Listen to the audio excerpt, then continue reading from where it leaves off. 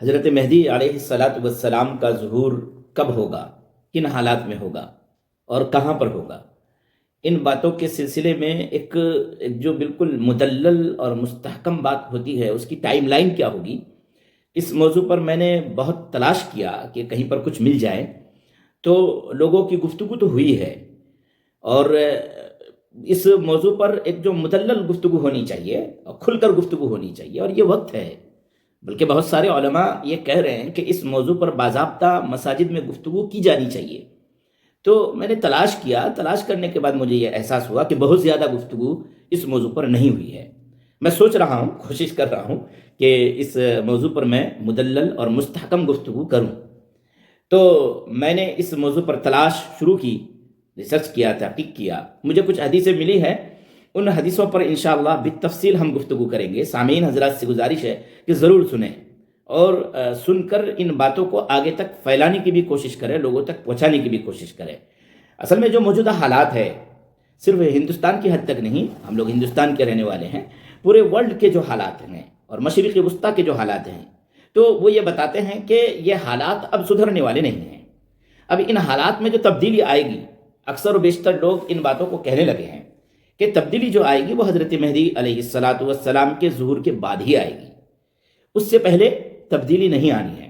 اس سے پہلے تو حالات بگڑنے ہی ہیں۔ ظہر الفساد فی البر والبحر بما کسبت ایدی الناس، کہ لوگوں نے جو بنا رکھا ہے دنیا کی حالت، اور جو ان کی کریٹیویٹی ہے، اور تحقیق اور ریسرچ کے بعد انہوں نے جو اپنی تخلیقی صلاحیتوں کا استعمال قدرت کے نظام پر کیا ہے، اس کے بعد یہ بات ظاہر ہو جاتی ہے کہ اب واپسی کی طرف اور اصلاح کی طرف پھر قائم و دائم ہو جائے، یہ مشکل ترین کام ہے۔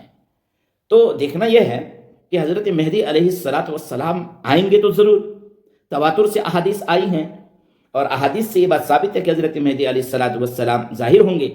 تو حضرت مہدی علیہ الصلاۃ والسلام کے ظہور کا ٹائم لائن کیا ہے، کس وقت ظاہر ہوں گے، کیا کوئی وقت متعین ہے؟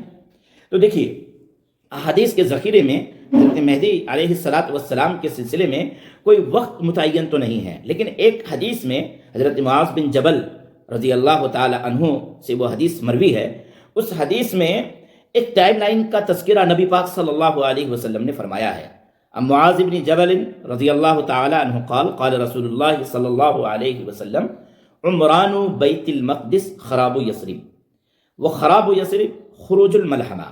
میں ابھی حدیث کے انہی دو ٹکڑوں پر گفتگو بالترتیب کروں گا کہ بیت المقدس کی آبادی کے بعد مدینے میں ویرانی آ جائے گی۔ مدینے سے مراد عمران و بیت المقدس، خراب یثرب، یثرب سے مراد وہی شہر مدینہ۔ یثرب پرانا نام تھا مدینہ کا۔ مدینہ نبی پاک صلی اللہ علیہ وسلم کے مکہ سے مدینہ ہجرت کر جانے کے بعد مدینۃ الرسول، نبی پاک صلی اللہ علیہ وسلم کا شہر۔ تو مدینہ کا معنی اصل میں عربی میں شہر کے ہیں، تو نبی پاک صلی اللہ علیہ وسلم کا شہر، کثرت استعمال سے اس کا نام اب مدینہ ہو گیا ہے۔ لیکن اب سے پہلے مدینہ کا جو نام تھا وہ یثرب تھا، اور اسی بات کو نبی پاک صلی اللہ علیہ وسلم نے اس حدیث میں فرمایا ہے کہ عمران و بیت المقدس، ابو داؤد شریف کی یہ حدیث ہے کہ عمران و بیت المقدس، کہ بیت المقدس کی آبادی ہو جائے گی۔ اب بیت المقدس کی آبادی کیسے ہوگی؟ تو ابھی تو بیت المقدس پر یہودیوں کا قبضہ ہے، اسرائیلیوں کا قبضہ ہے، مسیحیوں کا قبضہ ہے، صہیونیوں کا قبضہ ہے، تو کیسی آبادی ہوگی؟ پہلے اس بات کو سمجھنے کی ضرورت ہے۔ اور اس کے بعد پھر مدینے میں جو ویرانی آئے گی تو کیسی ویرانی آئے گی؟ اور مدینے میں ویرانی کے بعد نبی پاک صلی اللہ علیہ وسلم آگے فرما رہے وہ خراب یثرب خروج الملحمہ، کہ مدینے میں جو ویرانی آئے گی تو اس ویرانی کے آنے کی وجہ سے ایک بڑی جنگ ہوگی۔ کون سی جنگ ہوگی؟ الملحمۃ الکبریٰ، الملحمۃ العظمیٰ، بڑی جنگ۔ اس کو آرمیگاڈون بولتے ہیں، مسیحی اور صہیونی جو ہے، یہودی جو ہیں، اس کو تیسرا ورلڈ وار بھی کہا جاتا ہے، اور الملحمۃ الکبریٰ بھی کہا جاتا ہے عربی میں۔ تو الملحمۃ الکبریٰ کے درمیانیے میں، اس کے دورانیے میں حضرت مہدی علیہ الصلاۃ والسلام کا ظہور ہوگا۔ حالات بہت کشیدہ ہو جائیں گے، ظلم سے پوری دنیا بھر جائے گی۔ ان حالات میں حجاز مقدس کے خلیفہ یعنی بادشاہ کی موت ہو جائے گی، اور ان کی موت کے بعد مدینے میں جو حالات بگڑ جائیں گے، اور پورے ورلڈ میں حالات بہت خراب ہوں گے، اور حجاز مقدس کا بادشاہ کون منتخب کیا جائے گا، اس سلسلے میں انتشار اور اختلاف ہو جائے گا، اور مدینے کے حالات بھی اچھے نہیں رہیں گے۔ تو پھر مدینے سے ہجرت کر کے، منتقل ہو کر کے حضرت مہدی علیہ الصلاۃ والسلام مکہ تشریف لائیں گے۔ تو یہ جو حالات ہوں گے، یہ جو ٹائم لائن ہے، نبی پاک صلی اللہ علیہ وسلم نے جو فرمایا ہے کہ خراب یثرب خروج الملحمہ، کہ یثرب میں جو ویرانی آئے گی اس کے نتیجے میں ملحمہ، الملحمۃ الکبریٰ، عظیم جنگیں شروع ہو جائیں گی، تو وہ جو جنگ ہوگی اور ان جنگ کے حالات میں حضرت مہدی علیہ الصلوۃ والسلام کا ظہور ہوگا۔ تو ابھی ہم کس دور سے چل رہے ہیں؟ اگر ہم ابھی کے حالات کا تجزیہ کریں تو ابھی کس دور سے چل رہے ہیں؟ ابھی ہم اس دور سے چل رہے ہیں کہ عمران و بیت المقدس، پہلا دور ہے یہ، کہ بیت المقدس پر صہیونیوں کا قبضہ ہو رہا ہے، بیت المقدس پر یہودیوں کا قبضہ ہو رہا ہے، بیت المقدس پر مسیحیوں کا، عیسائیوں کا اور دنیا کی تمام باطل طاقتوں کا قبضہ ہو رہا ہے۔ اب اس کی آبادی ہوگی۔ اب حماس کی جو طاقت وہاں پر تھی غزہ میں، انہوں نے جو لڑائی لڑی تو اس کے بعد تو وہ کمزور ہو گئے ہیں، ایسا لگتا نہیں ہے کہ وہ بہت طاقتور رہیں گی۔ بیت المقدس پر ابھی حقیقی معنوں میں کس کا قبضہ ہے، کس کا تسلط ہے؟ تو یہ ظاہر سی بات ہے کہ بیت المقدس میں نماز پڑھنے میں کبھی بھی یہ لوگ پابندی لگا دیتے ہیں۔ اگرچہ الگ بات ہے کہ بیت المقدس کے اندر جو وہ مسجد اقصیٰ ہے، بیت المقدس کو اس شہر کا نام القدس شہر بھی ہے اور اس شہر کا ایک نام یروشلم بھی ہے، تو اس شہر میں جو تسلط ہے، جو قبضہ ہے، وہ ان یہودیوں کا ہے، اسرائیلیوں کا ہے۔ اور جو مسجد اقصیٰ ہے، تو مسجد اقصیٰ کے آدھے حصے پر، دیوار گریہ پر اور آدھے حصے پر قبضہ ان اسرائیلیوں اور یہودیوں کا ہے، اور آدھے حصے پر مسلمان نماز پڑھتے ہیں۔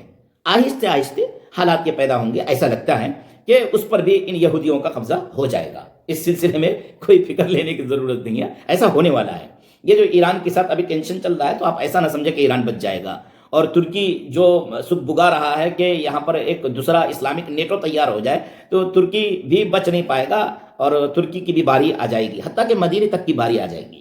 تو یہ تمام حالات پیدا ہونے والے، اس میں ٹائم لگے گا۔ اب یہ 100 سال بھی لگ سکتے ہیں، 200 سال بھی لگ سکتے ہیں، لیکن جو پہلی نشانی ہے عمران و بیت المقدس، کہ بیت المقدس کو آبادی ہوگی، تو بیت المقدس کی آبادی کون کریں گے؟